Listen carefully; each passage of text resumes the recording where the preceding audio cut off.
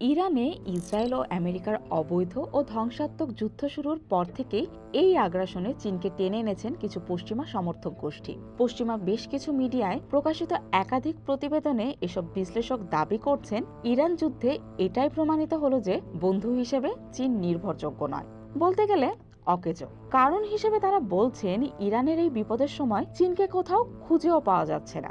ইস্যুটি যত সামনে এগিয়েছে চীনকে জড়িয়ে এই প্রোপাগান্ডা ততই ঝাপসা হয়েছে। ইরান যুদ্ধে কেউই জড়াতে চায় না। এর মধ্যে আমেরিকার ন্যাটো মিত্ররাও রয়েছে যারা নানা অজুহাত দিচ্ছে। তারা মার্কিন বাহিনীকে তাদের সামরিক ঘাঁটি ব্যবহার করতে দিতে চাইছে না। এ নিয়ে কত অভিমান। ট্রানজিট অপারেশনের জন্য আমেরিকাকে আকাশপথ ব্যবহারে বাধা দিচ্ছে। অনেকে আকাশপথ ব্যবহারের অনুমতি দিলেও তাতে বিলম্ব হচ্ছে।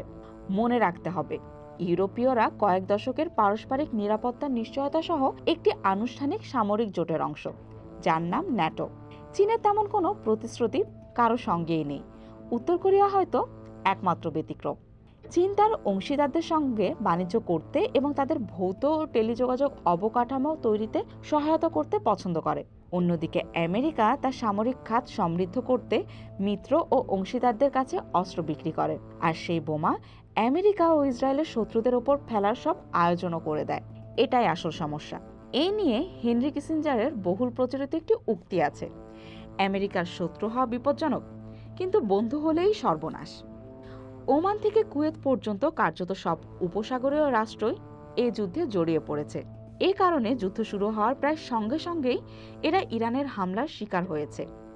হামলার পর কৌশলগত পদক্ষেপ হিসেবে তেহরান তার আরব প্রতিবেশীদের কাছে ক্ষমা চেয়েছে, কিন্তু তারা সবাই জানত ইরান এবং আমেরিকা ও ইসরায়েলের মধ্যে নতুন করে শত্রুতা শুরু হলে তারা মারাত্মকভাবে বিপদে পড়বে। আর এখানেই আসে আমেরিকার মিত্র হওয়ার অসুবিধা। দেশটি নগ্ন আগ্রাসন চালালে আপনি তাদের বন্ধু হওয়ার কারণে বিপদে পড়বেন, এটাই স্বাভাবিক। গত সপ্তাহে সাক্ষাৎকার ভিত্তিক প্রোগ্রাম আমানপোর অ্যান্ড কোম্পানির একটি পর্বে সঞ্চালক ক্রিশ্চিয়ান আমানপোর সৌদি আরবের সাবেক শীর্ষ কর্মকর্তা প্রিন্স তুর্কি আল ফয়সালকে আরব উপসাগরীয় রাষ্ট্রগুলি সম্পর্কে জিজ্ঞাসা করেছিলেন। এর আগে সৌদি আরবের গোয়েন্দা প্রধান এবং আমেরিকা ও ব্রিটেনের রাষ্ট্রদূতের দায়িত্ব পালন করেছেন প্রিন্স তুর্কি। তার কাছে জানতে চাওয়া হয়, আপনার কি মনে হয় আপনাদের দেশে মার্কিন ঘাঁটিগুলো রাখা দীর্ঘমেয়াদী বা কার্যকর কোনো সমাধান? আপনারা কি এখনো আমেরিকা এবং তাদের রক্ষণাত্মক অবস্থানকে বিশ্বাস করতে পারেন? এই প্রশ্নের জবাবে তিনি বলেন, 2019 সালে ট্রাম্প প্রশাসনের সময় আমাদের দেশে ইরানের ক্ষেপণাস্ত্র হামলা হয়েছিল, কিন্তু ট্রাম্প কোনো সহায়তা করেননি। তাই সৌদি আরবের কাছে এটি কোনো আশ্চর্যের বিষয় নয় যে তিনি আমাদের সাহায্যে এগিয়ে আসবেন না। প্রিন্স তুর্কি আল ফয়সাল বলেন, এমন রক্তারক্তি এবং ধ্বংসের পুরো বিষয়টি সৌদি আরবের কাছে অত্যন্ত ঘৃণ্য। দেশটি এখন সামাজিক ও শিল্প বাণিজ্যিক উন্নয়নের পথে হাঁটছে। আমরা সামরিক সংঘাতে লিপ্ত হওয়ার বদলে সেই পথেই এগিয়ে যেতে চাই। সাম্প্রতিক এই যুদ্ধ শুরু করার পর ট্রাম্প বলেছিলেন, ইরান তার আরব প্রতিবেশীদের কাছে আক্রমণ করছে দেখে তিনি সবচেয়ে বেশি অবাক হয়েছেন, কারণ তিনি তাদের নিরপেক্ষ মনে করেছিলেন। কিন্তু প্রিন্স তুর্কি এর পাল্টা জবাবে বলেন, কারো অবাক হওয়া উচিত নয়, কারণ ইরান আগেই এমন হামলার সতর্ক বার্তা দিয়েছিল। প্রিন্স তুর্কি বলেন, আমি মনে করিয়ে দিতে চাই, সৌদি যুবরাজ এবং অন্যান্য উপসাগরীয় নেতারা আমেরিকাকে ইরানের বিরুদ্ধে সামরিক ব্যবস্থা না নিতে অনুরোধ করে আসছিলেন, কারণ আমরা সবাই বিশ্বাস করি এই হামলা কেবল ইরানের মধ্যে সীমাবদ্ধ থাকবে না। ইরান এই অঞ্চলে আমেরিকার উপস্থিতির প্রতিশোধ নেবে, আর এই এলাকা উপসাগরীয় দেশ এবং তুরস্ক পর্যন্ত বিস্তৃত।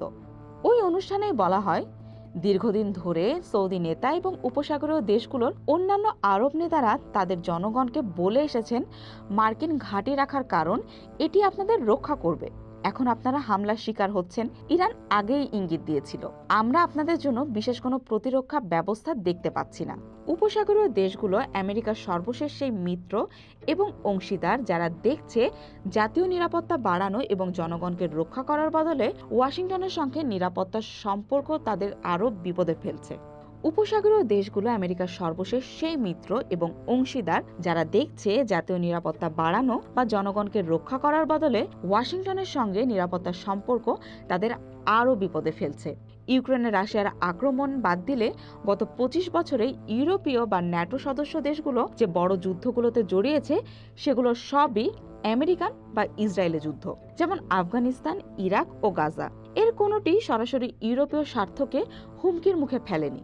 এশিয়া এবং অস্ট্রেলিয়ার মতো আমেরিকার মিত্রদের জন্য এগুলোই আসল শিক্ষা। তাদের নিজেদের জিজ্ঞাসা করা দরকার, আমেরিকার সঙ্গে জোটবদ্ধ হওয়া কি তাদের জনগণকে রক্ষা করবে নাকি বিপদে ফেলবে। চীন কিন্তু Iran, Afghanistan, Iraq, Libya, Syria বা গাজার জন্য বিপদ নয়। এই দুই পরাশক্তির মধ্যে মনস্তাত্ত্বিক যুদ্ধে তারা কি সত্যিই জড়িয়ে পড়তে চায়?